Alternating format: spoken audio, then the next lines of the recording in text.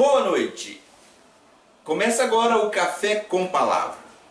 O Café com Palavra que foi compartilhado essa semana por diversas células, grupos familiares e pessoas, está sendo agora lapidado e se tornando uma síntese de tudo aquilo que foi compartilhado. O texto da semana foi Tiago, capítulo 1, dos versos de 1 a 4, que diz assim, na Nova Versão Internacional: Tiago, servo de Deus e do Senhor Jesus Cristo, às 12 tribos dispersas entre as nações, saudações. Meus irmãos, considerem motivo de grande alegria o fato de passarem por diversas provações, pois vocês sabem que a prova da sua fé produz perseverança. E a perseverança deve ter ação completa, a fim de que vocês sejam maduros e íntegros, sem lhes faltar coisa alguma. Tiago foi um dos poucos que não era apóstolo e teve seu livro incluído no cânon do Novo Testamento. Ele é um dos irmãos consanguíneos de Jesus que não acreditou nele durante seu ministério terreno. Você pode ler em Marcos capítulo 6, verso 3 e em João capítulo 7, verso 5. Porém, após a ressurreição, ele, Tiago, se converteu e fez parte do grupo que recebeu o Espírito Santo em Pentecostes. Atos capítulo 1, verso 14. E assim, Tiago se tornou um pregador do Evangelho. Tiago começa sua carta apresentando-se como servo de Deus e de Cristo. Deixa implícito que, falando inspirado, ele não precisava dizer que também era servo do Espírito. Ele não se impõe à igreja como o irmão do chefe, o irmão do mestre, o irmão do Senhor. Não. Fato que demonstra a sua humildade. Era por sua fé e não por sua posição que Tiago desejava a acolhida dos seus conselhos para a igreja. Sua carta foi dirigida a judeus recém-convertidos que, por conta da perseguição deflagrada contra o cristianismo, foram dispersos pelo mundo. Leia lá Atos capítulo 8, verso 1. E agora, estando exilados, eles viviam longe da sua terra natal, dos seus amigos, da sua família. Era uma situação de sofrimento. O termo 12 tribos que Tiago utiliza se refere a Israel em sua totalidade. Tiago deixa claro mais à frente em sua carta que esta é uma carta para a igreja, logo para o Israel espiritual. E ele começa motivando os irmãos a enfrentar com coragem a provação. Sua carta pastoral deveria ser lida nas várias igrejas da época. Era uma carta circular. E uma carta aceita pela igreja como inspirada se aplica a toda ela, ontem, hoje e amanhã. Por isso o título dessa mensagem é Provação, o caminho da maturidade, integridade e santidade.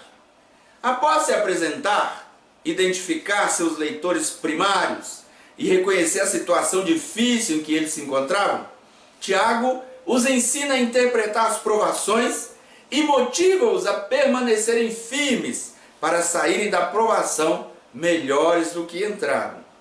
Pedro, em sua primeira carta, distingue dois tipos de sofrimento: aquele provocado por nós mesmos e aquele causado por fatores alheios à nossa vontade, sobretudo por causa da nossa fé em Jesus.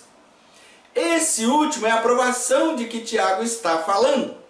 Então, provação é toda situação que nos faz sofrer, causada por fatores externos, alheios à nossa vontade, e que nos sobrevém às vezes por causa da fé em Cristo.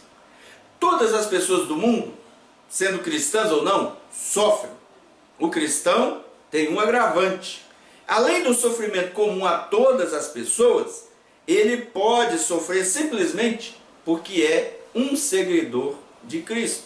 Porém, ele é o único que pode tirar proveito da provação.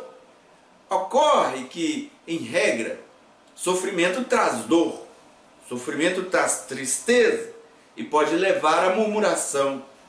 Mas Tiago aconselha os irmãos a se alegrarem, uma vez que Deus permitiu e vai usar a provação para testar a sua fé.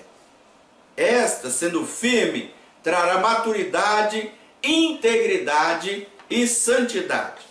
Mas alegria e tristeza são decisões ou sentimentos que não conseguimos controlar. Tiago deixa implícito nesta carta que se você encarar a situação com a perspectiva correta, será capaz de controlar o sentimento e escolher ser feliz em meio à dor. Abraão foi provado até o limite e venceu. Deus elogiou sua fé e o abençoou. Ele sabia que podia contar com Abraão. Deus conta com você. Ele quer te usar, mas não vai usar se não apresenta uma fé capaz de superar um momento difícil na vida. Deus sabe que a maturidade vem pelo sofrimento. Para se extrair a pureza de uma pedra preciosa, é preciso levá-la à fornalha ardente. O sofrimento é a fornalha de Deus, para extrair o melhor de nós. Portanto, não existe fé madura sem sofrimento. Repito-lhe, não existe fé madura sem sofrimento. O sofrimento nos aperfeiçoa, torna-nos obedientes e dependentes de Deus. Foi assim com Jesus. Lá em Hebreus capítulo 5, verso 8, 9, leio para você, diz: embora sendo filho, aprendeu a obedecer por meio daquilo que sofreu, e uma vez aperfeiçoado, tornou-se a fonte de eterna salvação para todos os que lhe obedecem.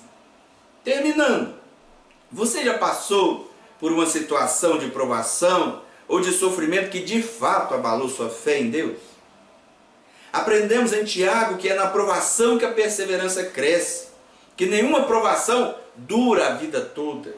E mesmo que isso ocorra, não se compara ao que Deus promete àquele que vencer. Então, o que importa não é se vamos ou não passar pela provação, é como sairemos dela. Jesus é o exemplo da fé que vence a provação. Jesus é o exemplo da perseverança que cresce na provação. Jesus é o exemplo da alegria que se extrai em meio à dor. Ele discernia os acontecimentos, ele tinha uma perspectiva correta sobre a dor e sabia a glória que haveria de se seguir. Sofrer, portanto, de acordo com a perspectiva bíblica, é um privilégio para o cristão, porque o torna participante dos sofrimentos de Cristo e, consequentemente, da sua glória. Devemos, portanto, encarar a provação como oportunidade e passar por ela com alegria, fé e perseverança. Ao final, sendo aprovados, estaremos maduros, íntegros e prontos para sermos usados por Deus. Quero terminar essa mensagem fazendo a você uma pergunta. A provação, ela virá, isso é fato. Você está pronto para ser provado e aprovado? Que Deus abençoe a sua vida e eu termino aqui o nosso Café com Palavra. Um grande abraço, um beijo no coração, fique na paz do Senhor Jesus. Amém.